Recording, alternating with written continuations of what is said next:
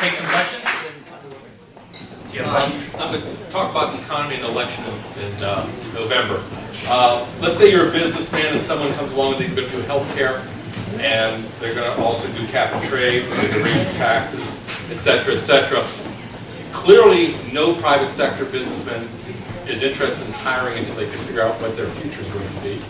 I actually think after the recent data, I actually think the Obama stimulus package did save 3 million jobs instead of having, we'd have actually lost 12 million instead of 9 million.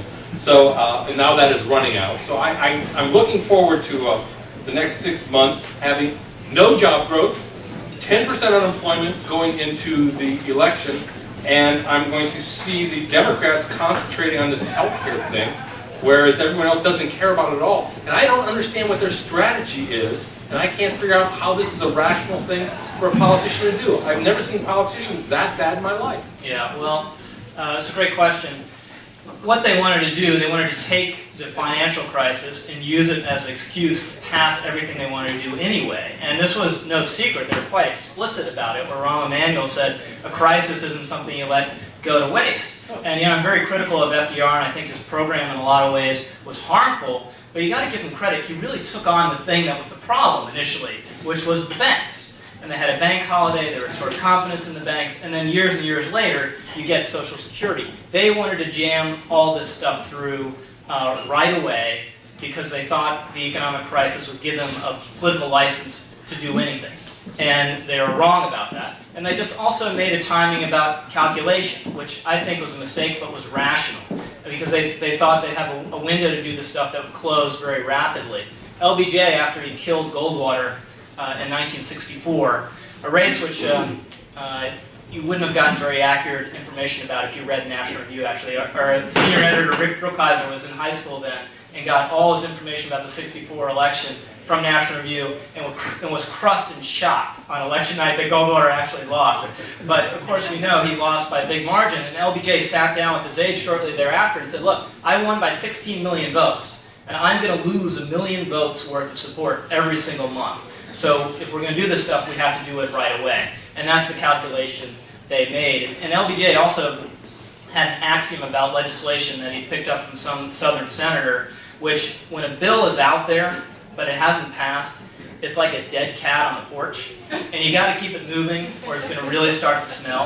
And this healthcare bill smells like nobody's business. And it seemed insane when they said we have to pass this thing in August. It may have turned out that they did have to pass it in August, because every single day they lost momentum, and it was a very weird phenomenon because it seemed like a freight train, because it kept on moving, but at the same time it was extremely fragile, and any big bump in the road was going to derail it, and thank God we all heard from a bump in the road named Scott Brown. Yes? What happened in November of 2008? How did America, a center-right country, elect someone so far to the left like that? Well, that's a great question. You know, he didn't campaign far to the left, which was the key thing. I think one of his great, I think he's a very talented guy in a lot of ways. One of his great genius as a politician is seeming reasonable. And he seemed like a reasonable, moderate, excuse me, I can't even say it, moderate guy. You remember the last debate, he said his program would be a net spending cut. You know, his most frequent line in the campaign is, I'm going to cut taxes for 95% of people. His most effective negative ad against John McCain was hitting McCain for supporting the largest tax increase in American history on health care plans. So it was a centrist campaign. And this is how Democrats get elected in this country. It's what Bill Clinton did in 1992. And I think what you've seen is, one, people didn't sign up for this, so you have a reaction. And two, it's very interesting how across the board on every single issue on polling, opinion is more conservative than it's been almost in 10 years. So I hate to say it, because in a lot of ways I'm an admirer of George W. Bush, but I think he was just a weight on the conservative brand. And when he was removed, you've just seen this bounce back, and you have a robustly center-right country again. And liberals cannot process it. They literally cannot process it. I'm sure I'm not the only one who, just out of pure schadenfreude, on election night in Massachusetts, watch MSNBC. And Chris Matthews, whatever else you say about him, he loves politics and he has some connection to reality.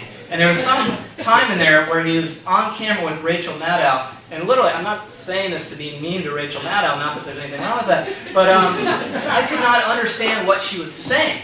It was incoherent, and what they cannot admit is that their program is unpopular. And this goes back to why they're persisting on health care. They think if you pass a hugely complicated, unpopular piece of legislation, that'll make people like you more.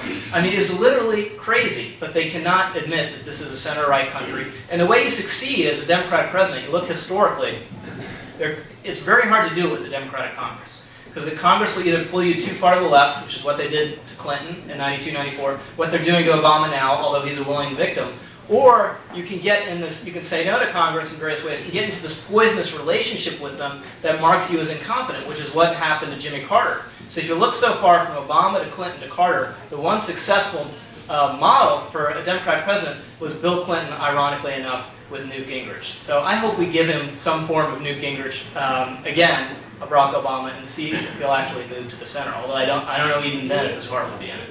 Who? Pardon? Who's the next Newt? Well, we don't really have a Newt, but we don't need one. We don't need one. I mean, the conditions are such that if the election were held today, this is a slight exaggeration, but I wouldn't be surprised if Republicans won 90 seats. I don't think there's a safe Democrat really almost in the country right now. Now the question is whether those conditions will hold, and that remains to be seen. But I really think that Charlie Cook, the election watcher, said he doesn't see a way Democrats now save the House, which is extraordinary. And if you look at history, the House never flips without the Senate flipping too. Because usually when the House flips, you have a wave, and when a wave happens, all the lucky breaks and all the unlikely events go your way, which is what Republicans need to take the Senate. But it could happen.